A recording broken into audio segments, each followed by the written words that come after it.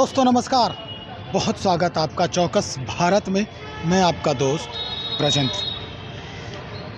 राज्यसभा सांसद हैं मनोज झा आरजेडी के तरफ से, और सदन में अपना वक्तव्य देने के दौरान उन्होंने एक कविता पढ़ डाली।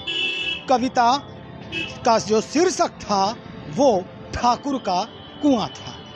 और उसके बाद जिस तरह का माहौल बना है बिहार के सियासी गलियारे में, वो निश्चित तौर पर अब एक नया आयाम, नया परिदृश्य जो है वो सामने लेकर आने वाला है। अगर देखा जाए तो पूरा जो ठाकुर महकमा है वो अब आड़े हाथों ले रहा है मनोज झा को। सीधी सी बात, जातिगत बातें करने के ऊपर जिस तरह से आनंद मोहन ने उसका जवाब दिया है, उन बातों का, उस कविताओं का, आनंद मोहन ये कहते नजर आए कि अगर मैं सदन में होता तो राख लगाकर झा जी का जीभ जो है वो उछाल देता। और उसके बाद उनके बेटे जो हैं चेतन आनंद, उन्होंने भी एक बात कह डाली कि भाई अपने अंदर से जो ब्राह्मणत्व है उसको हटाएं मनोज झा जी। मैं तो चेतन आनंद लिखता हूं अपने नाम के टाइटल में, वो लिख सकते हैं मनोज। इस तरह की बातें जो है अब लगातार चल रही है, यानी जातिगत बात जो है वो हावी हो रही है। चलिए हम देखते हैं, इस बाबत बातचीत करते हैं। हमारे साथ लोजपा रामविलास के प्रबुद्ध प्रवक्ता हैं डॉक्टर प्रोफेसर विनीत सिंह, इन्हीं से हम बातचीत करते हैं। प्रोफेसर साहब, आप भी एक ठाकुर हैं, क्या लग रहा है इस तरह का माहौल बन रहा है, अब चुनाव नजदीक है, ऐसे माहौल में ये जातिगत समीकरण बिगाड़ने की कवायद शुरू हो गई क्या आज ही से? ब्रजेंद्र भाई, मेरी जाति से ज़्यादा महत्वपूर्ण है कि मनोज झा जो उनकी मानसिकता है, एक कुंठित मानसिकता के द्योतक हैं और विष अपने अंदर भर के बैठे हुए हैं। आप एक बात बताइए, इनकी पार्टी और इनके लालू प्रसाद यादव जी कहते हैं कि हम सामाजिक समरसता में विश्वास रखते हैं, और आप किसी जाति को, जाति विशेष को जातिक सूचक शब्दों से अपमानित कर रहे हैं। राजद के नेताओं में ये एक परिपाटी चल निकली है। कुछ दिन पहले आप सनातन धर्म का विरोध कर रहे थे, उसको अपमानित कर रहे थे, प्रोफेसर चंद्रशेखर की बात कर लें आप, अभी आप ठाकुर क्षत्रियों की बात कर लें आप। भाई professor Manoj Jha ji social work के प्रोफेसर हैं, और मुझे बिल्कुल लगता है कि उन्हें इतिहास सही से पढ़ा नहीं। और इतिहास सही से पढ़ते तो आप क्षत्रियों का आप बलिदान देखते हैं इस मातृभूमि के लिए। जो 576 रियासतें जो एकजुट हुई हैं, जो आज भारत है, वही क्षत्रियों ने, वही ठाकुरों ने देश के नाम समर्पित कर दिया था। और उन्होंने कविता पढ़ी कि चूल्हा मिट्टी का, मिट्टी तालाब का और तालाब ठाकुर का। 2 लाइनें मैं भी कहना चाहता हूँ, सुनिएगा, और आपके माध्यम से अगर उनको शर्म है तो इसको जवाब दीजिएगा। लड़ाई देश की, देश जनता की, पैच पैच पैच, आक्रमण देश पे, देश जनता का, पर लड़ाई ठाकुर का। युद्ध भूमि में शहीद हुआ वीर पुत्र ठाकुर का, जौहर करती रानियां ठाकुर का, शाका करते पुरुष ठाकुर का। आपका क्या? तो इस पर भी जवाब दीजिएगा। लेकिन ब्रजेंद्र भाई, महत्वपूर्ण ये भी हो जाता है, क्या इनकी पार्टी इन पे कोई एक्शन लेगी? क्या इनको बर्खास्त करेगी? मैं तो कहूँगा इनको कि सार्वजनिक रूप से इनको माफ़ी मांगनी चाहिए इस समुदाय से, जो समुदाय वीरों का समुदाय है।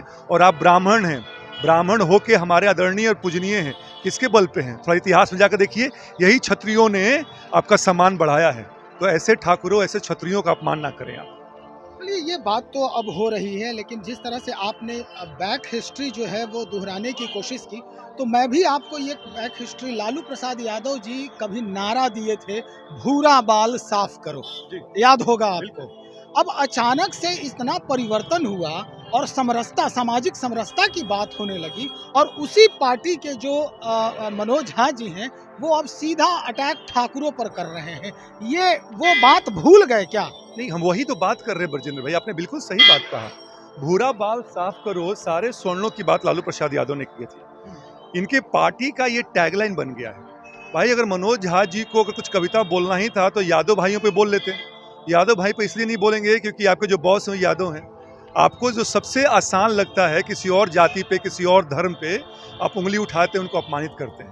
अरे भैया, अगर आप इतने ही समझदार हैं, इतने ही पढ़े लिखे हैं, तो कम से कम आपको ये तो समझ में आना चाहिए ना कि समाज में ये सब चीज़ें हैं जो बांटने का काम करती हैं। समाज में जो वैमनस्यता है उसको फैलाने का काम करती हैं। आप सांसद हैं, आप भले आप जनता के बीच से चुन के नहीं गए हैं, लेकिन आपको एहसास होना चाहिए कि क्षत्रियों का या फॉर दैट मैटर किसी भी जाति का इस देश के प्रति कितना महत्वपूर्ण रोल रहा है। मैं तो आपके जाति के बारे में बोलूँगा कि अगर ब्राह्मण ना होते तो चीज़ें इतनी बढ़िया नहीं होती, या कोई और भी हमारी पार्टी पासवान जाति की पार्टी है या सब जात जमात की पार्टी है, लेकिन हर जाति की बात जो है वो देश हित में होता है। जाति पे उंगली ना उठाएं और जाति सूचक शब्दों से आप इस्तेमाल करने से बजाएं आप। चलिए हम आखिर में एक सवाल और आपसे करेंगे। देखिए चुनाव नज़दीक है, लोकसभा चुनाव नज़दीक है, फिर विधानसभा चुनाव भी है।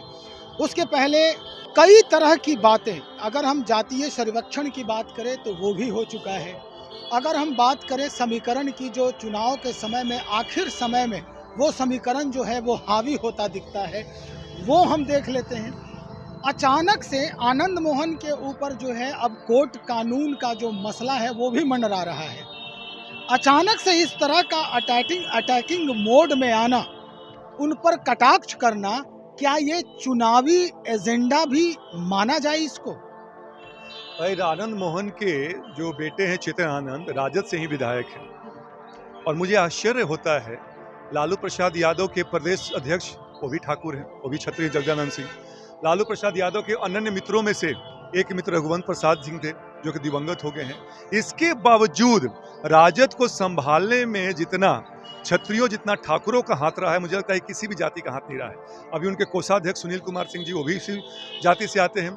लेकिन इसका मतलब क्या बनता है? आप क्या जानबूझ के इस जाति को नीचा दिखाने की कोशिश कर रहे हैं, या आप कौन सा चुनावी समीकरण साधना चाहते हैं? ये हमारे पल्ले में नहीं पड़ता है।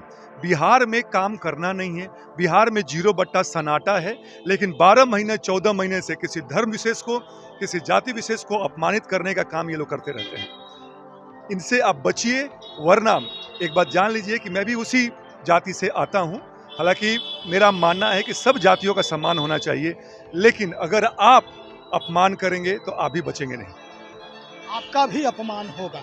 चलिए, तो हमारे साथ विनीत सिंह जी, डॉक्टर प्रोफेसर विनीत सिंह, जो बात कर रहे थे आज जिस तरह से सदन में बातचीत हुई, कविता पाठ हुआ और ठाकुरों पर जिस तरह के कटाक्ष हुए, व्यंग हुए कविता के माध्यम से मनोज झा जी के द्वारा, वो बड़ा ही इनके जैसा इन्होंने कहा विनीत सिंह ने कि ये दुखद है और इसे संभालने की ज़रूरत है।